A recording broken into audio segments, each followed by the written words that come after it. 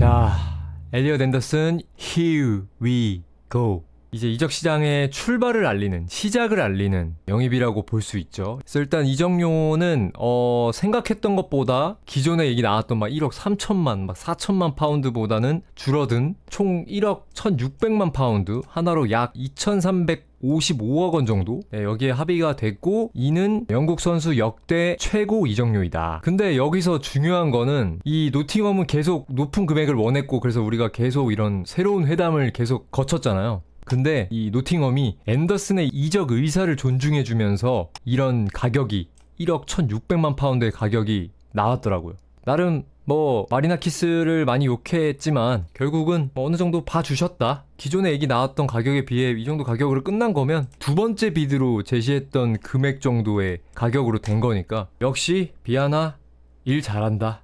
그래서 계약 기간은 5년 플러스 1년 연장 옵션이 포함이 되어 있고, 그리고 주급이 중요한데 생각보다 높습니다. 성과 보너스 조건을 충족할 경우에 주급이 30만 파운드까지도 올라갈 수 있다. 이전에 예상했던 거는 20만 파운드를 우리가 최대로 잡았었잖아요. 20만 파운드에서 18만 파운드 정도 되지 않을까 했는데 결국 그 이상이 돼버렸네요. 생각했던 것보다 높기는 한데 그 정도로 앤더슨이라는 선수가 의미하는 바가 크니까. 앤더슨이 그럼 몇 위가 되는 거지? 베실바가 30만 파운드를 받았었거든요? 이러면 거의 베실바급이네. 그냥 2위네? 와, 이적 오자마자 바로 홀란 다음 주급을 받아버리는.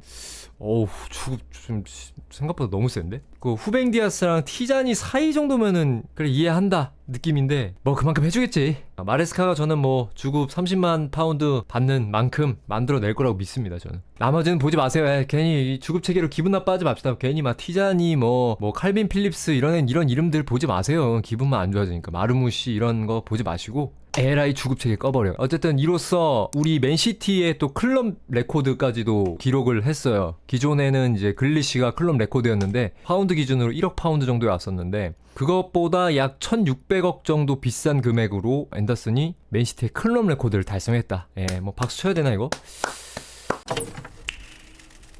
그리고 흥미로운 이제 기사, 앤더슨 이적이 의미하는 바가 무엇이냐에 대해서 바코우스키가 기사를 썼더라고요. 첫 번째, 기록적인 영입 하지만 합리적인 지출.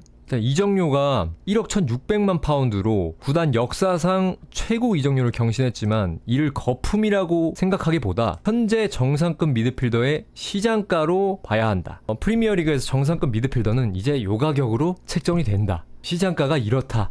라는 거죠. 그래서 시장 상황이 5년 전 그릴리시 이후 물가 상승률과 데클란 라이스 그리고 비르츠 등의 이적료 사례를 비교할 때 결코 비상식적인 금액은 아니다. 뭐 이거는 저도 어느 정도는 인정하는 바입니다. 이런 선수를 헐값에 팔기도 그렇고 헐값에 우리가 싸게 사오는 것도 사실상 지금 어려운 상황이잖아요. 이적시장 요즘 자체가. 그래서 결론은 시티가 미친 금액을 쓰는 것이 아니라 필요한 선수에게 적정 대가를 지불하고 영입하는 구단으로 변모 중이다. 되게 오랜만에 2천억이 넘는 금액을 사실 쓰는 거잖아요. 왜냐면 지난 시즌에 비르츠 같은 경우도 2천억이 거의 넘었었는데 그걸 포기하고 그 돈으로 이제 셰르키, 라인드레스, 누리 이렇게 사왔었으니까. 그리고 클럽 레코드가 잭 그릴리시면은 지금 거의 5년 전이에요.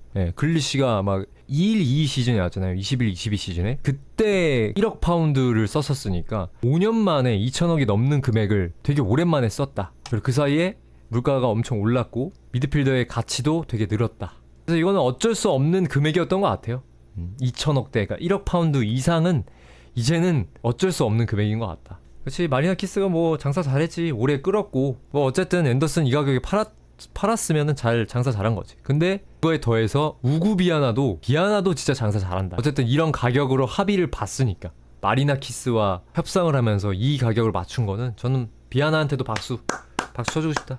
진짜 확실히 이 형님은 총을 들고 거래를 하는 게 맞는 것 같다. 근데 둘 다 미친놈이긴 해.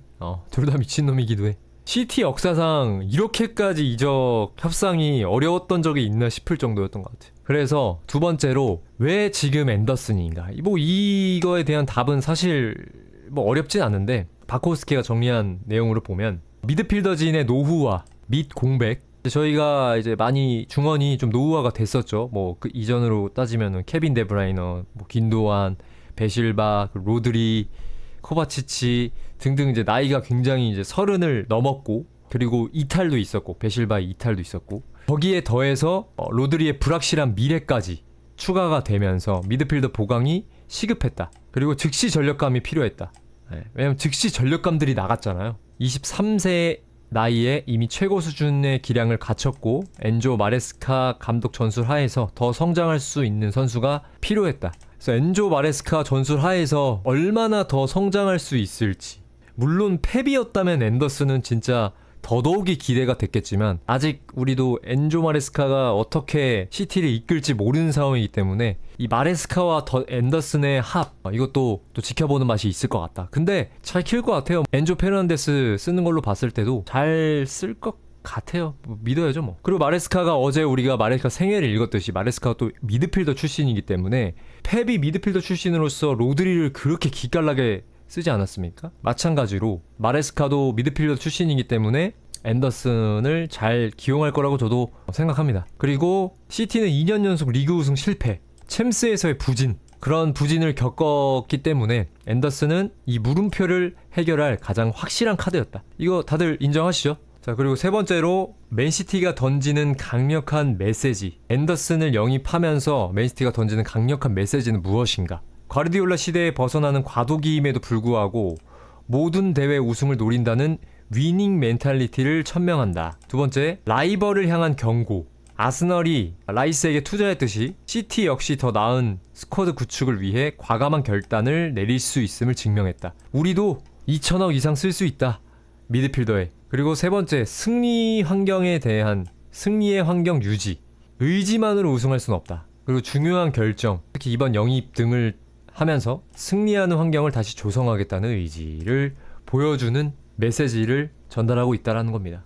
그래서 알겠으니까 다음 시즌에 보여줘라. 근데 저는 뭐 다음 시즌 리그 우승, 챔스 우승 해야 된다. 물론 그러면 좋죠. 근데 저는 일단 감독이 바뀌기도 했고 그런 부분에 있어서 그냥 컵을 일단 꾸준히 들어 올리는 게 중요할 것 같아요. 펩 이후에 이제 앞으로 우리는 어찌됐건 어느 대회에서라도 챔피언을 들어 올리는 습관, 그런 위닝 멘탈리티, 챔피언의 멘탈리티를 계속해서 유지했으면 좋겠어요. 저는 그게 꼭 리그 우승이 아니고 챔스 우승이 아니더라도 결국 그런 시즌마다 하는 우승 하나하나가 결국은 트래블 같은 그런 큰 기록을 만든다라고 생각하거든요. 물론 리그 우승이랑 다음 시즌 리그 우승, 챔스 우승 하면 그냥 기분 개 좋죠. 근데 당장 그렇게 바뀔 수 있을까 싶기도 하고, 또 바로 마레스카가 바로 그런 리그 우승이나 챔스 우승이라는 대단한 업적을 들어 올린다면 우린 좋겠지만 마레스카 이 녀석이 조금 어깨가 올라가지 않을까.